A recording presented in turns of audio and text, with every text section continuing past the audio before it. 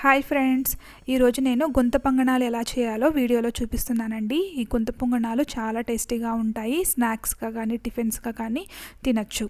So ఇది ఎలా చేయాలంటే, ముందుగా ప్యాన్ పెట్టుకొని అందులో ఒక 2 స్పూన్స్ ఆయిల్ వేసుకొని కొంచెం మినపప్పు 2 స్పూన్స్ వరకు యాడ్ చేసుకోండి. మీరు తీసుకునే పిండిని బట్టి ఈ కొంచెం మసాలాని రెడీ చేసుకోండి.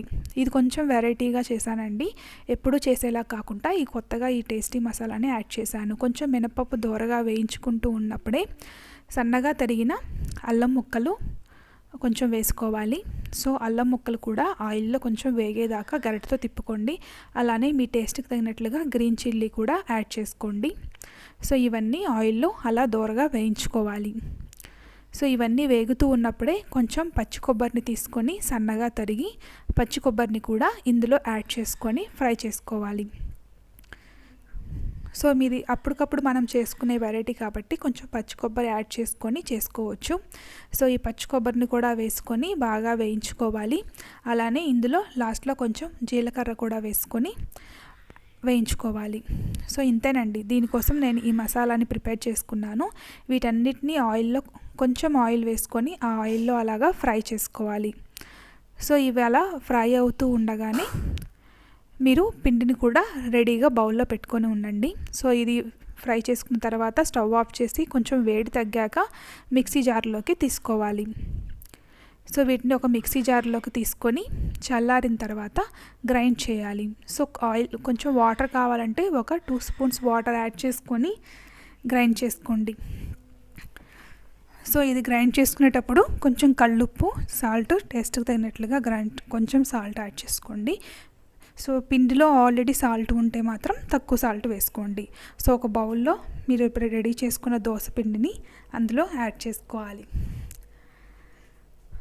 సో దోసపిండిలో కొన్ని సన్నగా తరిగిన ఆనియన్స్, అలానే కొంచెం సన్నగా తరిగిన కొత్తిమీరను కూడా పిండిలో వేసుకోవాలి.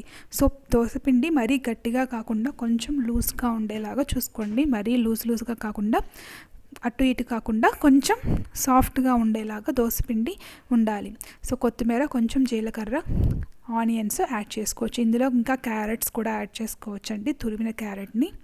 సో ఇవన్నీ వేసుకొని బాగా మిక్స్ చేసుకోవాలి. ఇవన్నీ వేసుకొని బాగా మిక్స్ చేసిన తర్వాత మీరు ఆల్రెడీ మిక్సీ చేసిన పేస్ట్ ఉంది కదండి, మినపప్పు, కొబ్బరి, పచ్చిమిర్చి, అల్లం పేస్ట్, దాన్ని కూడా ఇందులో యాడ్ చేసుకోవాలి. సో ఆ పేస్ట్ని కూడా ఆ దోస పిండిలో యాడ్ చేసుకొని బాగా గరిటెతో ఆ పిండిలో కలిసిపోయే విధంగా తిప్పుకుంటూ ఉండాలి. సో ఆ మసాలా అంతా ఆ దోసపిండిలో పట్టే వరకు కొంచెం బాగా తిప్పుకోవచ్చు. ఇందులో మీరు కావాలంటే పీనట్స్ కూడా యాడ్ చేసుకోవచ్చు అండి, వేరుశనగ విత్తనాలు ఫ్రై చేసుకొని అవి కూడా యాడ్ చేసుకోవచ్చు. సో ఈ మసాలాని వేసుకొని వీడియోలో చూపిస్తున్న విధంగా బ్యాటర్లో బాగా గరిటెతో అటు ఇటు తిప్పుకుంటూ ఉండాలి. సో ఇంతేనండి, నేను ఈ విధంగా బ్యాటర్ని ప్రిపేర్ చేసుకున్నాను గుంత పొంగనాలకి. సో దీన్ని ఇలా వేసుకొని ఒక 10 మినిట్స్ పక్కన పెట్టేయండి. సో దీన్ని పక్కన పెట్టిన తర్వాత ఒక 10 to 15 మినిట్స్ తర్వాత స్టవ్ మీద ప్యాన్ పెట్టుకొని గుంత పొంగనాల ప్యాన్ పెట్టుకొని అందులో ఆయిల్ వేసుకోవాలి. సో ప్రతి దాంట్లో కూడా ఆయిల్ యాడ్ చేసుకోవాలి. ఆయిల్ వేసుకొని అది కొంచెం హీట్ అయిన తర్వాత మీరు రెడీ చేసుకున్న బ్యాటర్ని అందులో ఒక్కొక్కటిగా చిన్నగా వేసుకోవాలి. సో ఏ సైజులో కావాలంటే ఆ సైజులో అలా యాడ్ చేసుకోవాలి. సో గుంత పొంగనాలని ఆ విధంగా ప్యాన్లో వేసుకొని ఒక్కొక్కటిగా అలా వేసుకొని, సో అవి వేసుకున్న తర్వాత కూడా ఇంకా కొంచెం పైన ఆయిల్ వేస్తే సరిపోతుంది. స్పూన్తో ఆయిల్ని చుట్టూ ప్రతి పొంగనాలకి ఆయిల్ పట్టేలాగా వేయాలి. సో ఇవన్నీ అలా వేసుకున్న తర్వాత స్టవ్ని సిమ్ టు మీడియంలోనే పెట్టుకోండి, హైలో పెట్టుకోవద్దు. సో అదంతా లోపల బాగా ఉడకాలి కాబట్టి పైన కూడా కొంచెం ఆయిల్ వేసుకొని ఒక చిన్న క్యాప్ పెట్టేయండి దాని మీద. సో క్యాప్ పెట్టేస్తే త్వరగా ఉడుకుతుంది. సో ఈ విధంగా అవి పైన ఉబ్బుతూ ఉన్నట్లు కనిపిస్తున్నాయి కదండి. సో గుంత పొంగనాలు ఉడుకుతూ ఉన్నట్లే. సో ఇవి కొంచెం ఉడికిన తర్వాత ఒక సైడ్ ఉడికాయి కాబట్టి ఇంకొక సైడు స్పూను, ఫోర్క్ అలా తీసుకొని ఒక్కొక్కటి అలాగా తిప్పుకోండి. సో ప్రతి ఒక్కటి కూడా చిన్నగా జాగ్రత్తగా తిప్పుకుంటూ ఉండాలి. చేస్తూ ఉంటే చాలా ఈజీగానే వచ్చేస్తుందండి. సో ఇలాగా ప్రతి గుంత పొంగనాన్ని స్పూన్తో అలాగా రివర్స్ చేసుకోవాలి. సో ఒకవైపు కాలిన తర్వాత ఇంకొక వైపు కూడా కాలాలి కాబట్టి ఆ విధంగా తిప్పాలి. సో ఈసారి కూడా తిప్పినప్పుడు ఇంకొంచెం ఆయిల్ని కూడా చుట్టుపక్కల వేసేయండి.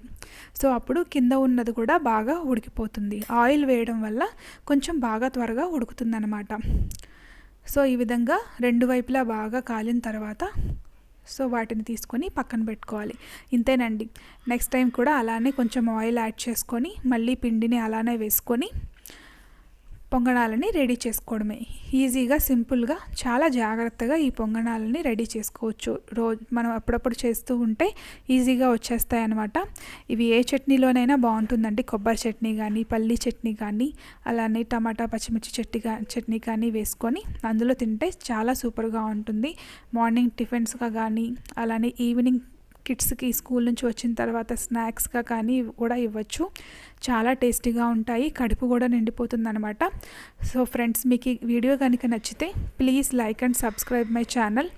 And thanks for watching my videos. And please share to your friends also to watch my recipes. And please subscribe my channel. And please give comments if you like this recipes. So కొత్తగా చేశానండి. కొత్తగా మసాలా ఇలాంటిది add చేశాను. So చాలా tasty